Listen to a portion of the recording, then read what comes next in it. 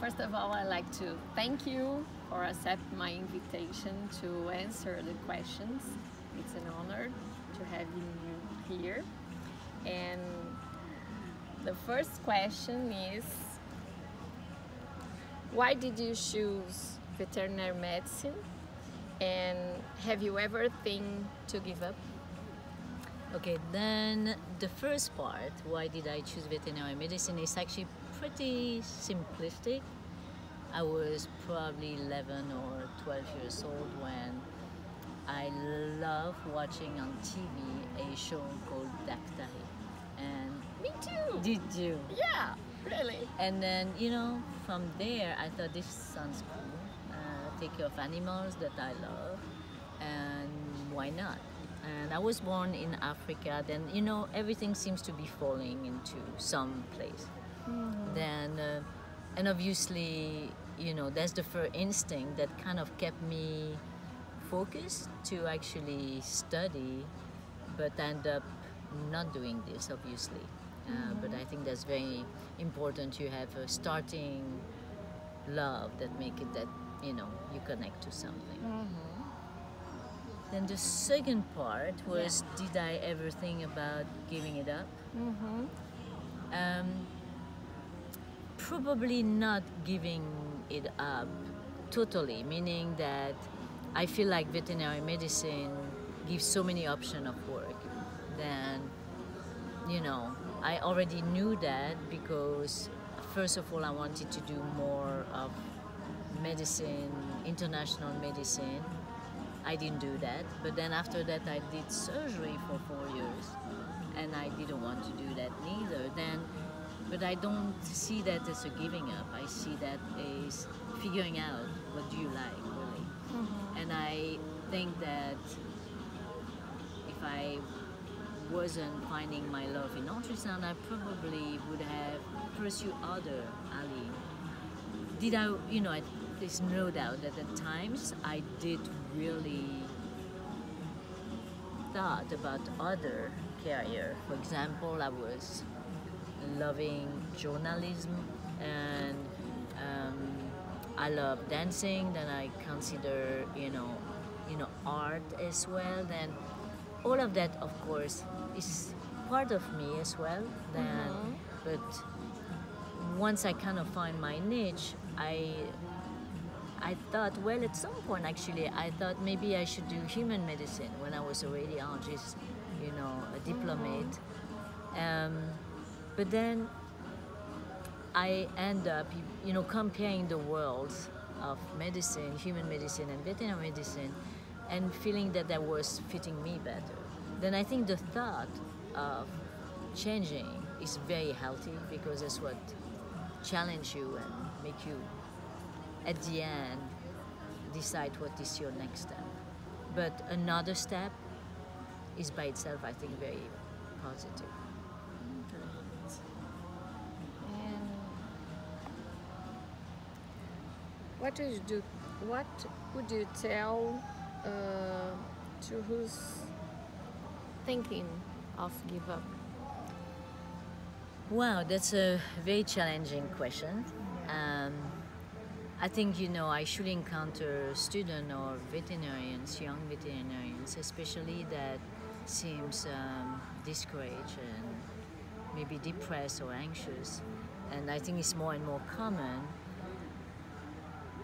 My first advice is that never stay alone. I think that we need to reach out, and if possible, to friends, family members, ideally in the profession, to mentors, people that know you in the complete sense, not just your success rate in classes, but also that As a person. as a person, Yeah. exactly, that you feel limited maybe in the profession or while you study, because it's so daunting, it's so difficult, it's a really difficult job, it's difficult studies, right? Then we feel the competition. Then another advice is, and I know it's a hard thing to do, but it's not comparing yourself to others, because we all have our path in different ways. Yeah. And And I think it sounds bizarre and a bit cheesy, but I think giving a plus to failure,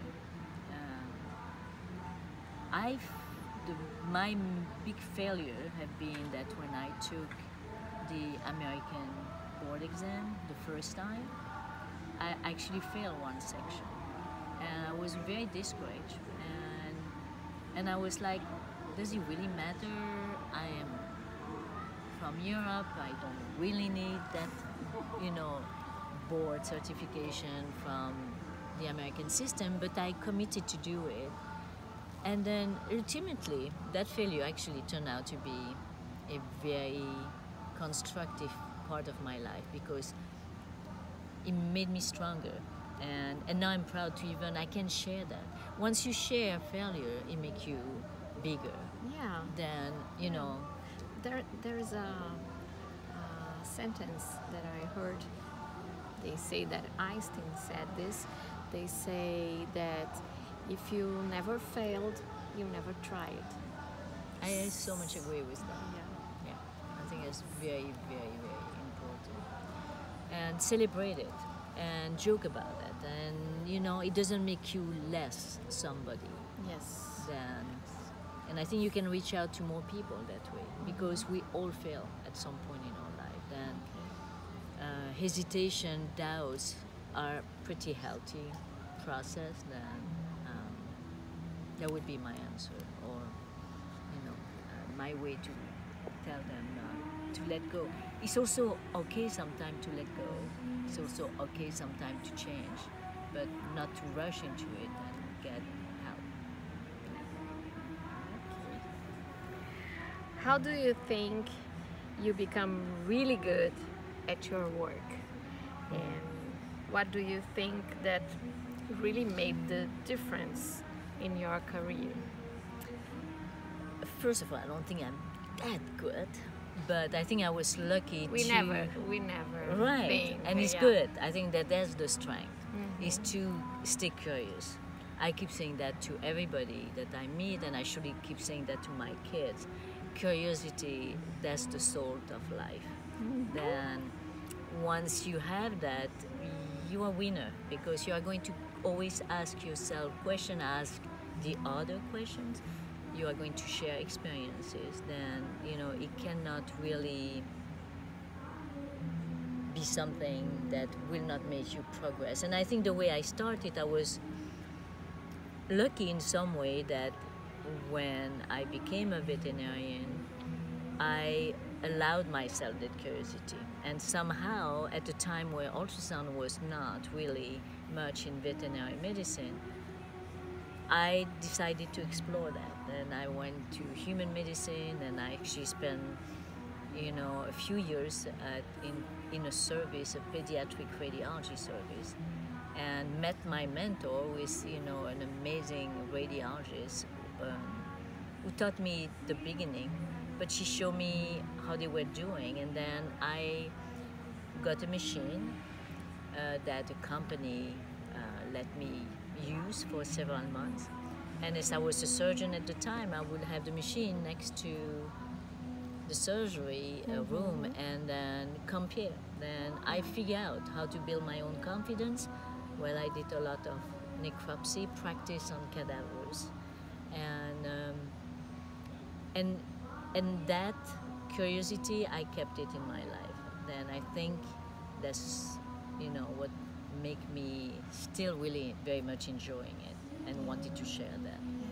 I always used to say that you may let the 4-year-old child that lives in you, because this curiosity that makes you going, keeping moving on. Absolutely.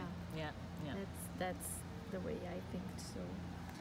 Let me see the. Oh, tell me, have you ever had a moment in your work that you felt insecure? I mean, with some patient, or how to report, or how to scan some organ, whatever. Oh yes, absolutely. And I think that that's the good thing, you know, each time I go to give presentation, for example, I go to lecture, I had like everybody else, the imposter syndrome. I'm like, okay, I think all these people don't realize that I don't know.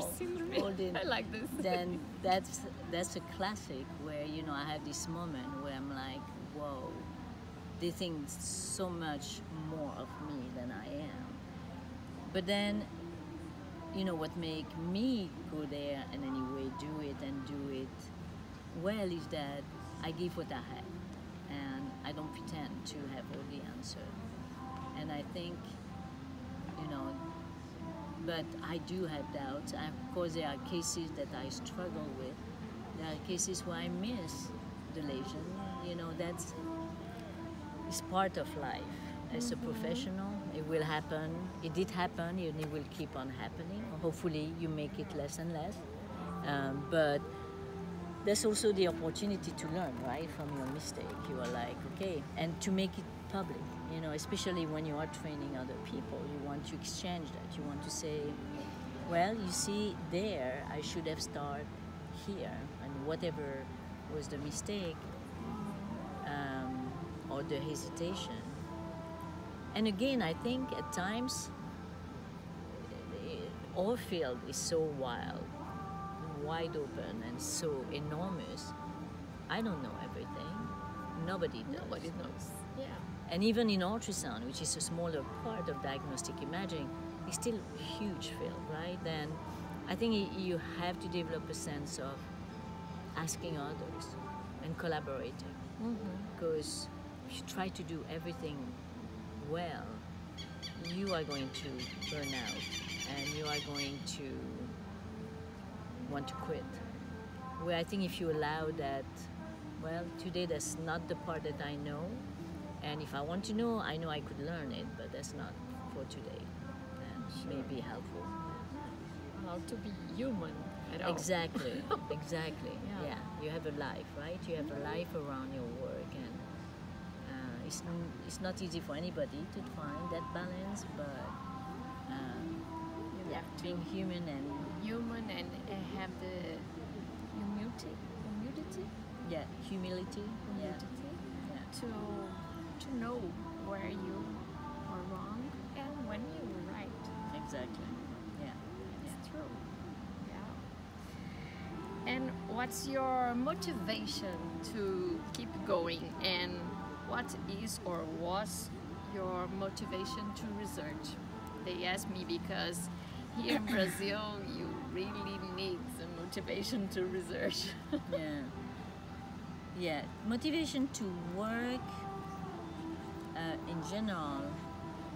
I think, you know, I've been thinking about that a lot lately because I've been in a university environment for over 30 years. Then there's times when I feel like, gosh, am I not brave enough to get out of that environment that I know? And I've been thinking at times to actually go towards a more practice environment with a mixture of cooperation, involvement, because I think the solution for the future have to include crossing or building bridges between these different worlds. But what really retained me in a university context is actually I like the balance of having to do clinics, teach, have residents around that are obviously very passionate about what they do, and then do clinical research. Then motivation in clinical research come from everyday life. Like I will discuss or give my opinion, and you have to differentiate which is publication, your experience, and but that curiosity. Exactly. And then when you mix that whole thing, it's like you have all these questions coming up. Interestingly for me, it's often coming up while I'm preparing presentation, because as I'm summarizing or targeting what I want to say, all of a sudden I'm like, hold on, we need to work on that. we should really, you know, and when you, if you have question in mind, you have clinical research. Now the other problem is the funding of clinical research. Yeah. That's another, you know, Yeah, another question. for another Yeah. day. Okay. And we're done. Yoo-hoo. Yeah, yeah. Well, I'm glad also to be here, and I think it's always good to have an opening to other culture, because culture cross the veterinary world, right? Then I'm really curious and interested too. Yeah. Well, could you have a message for the beginners? To the beginners? Being curious, keep being curious, and then see the next step, not get, you know, limited or discouraged or overwhelmed by the details. And then make your life less clustered. I mean, especially in today's world, because beginners are going to be the young people, and they are dealing with many challenges that I don't know or didn't have to know when I was their age. And I think the multitasking has been proven pedagogically that it is actually affecting knowledge retention, and it's also stressing life so much. And I think taking time where you seize the moment and just slow down, even though there's so much to do, you actually need to give yourself time to slow down. But stay curious. Yes. I'm very grateful for you here, and I hope all your answers inspire other people. Well, it's my pleasure to be here, and I surely hope that this open conversation to other people in this profession. Thank you. Thank you. Thank you. Thank you. Thank you. Bye-bye.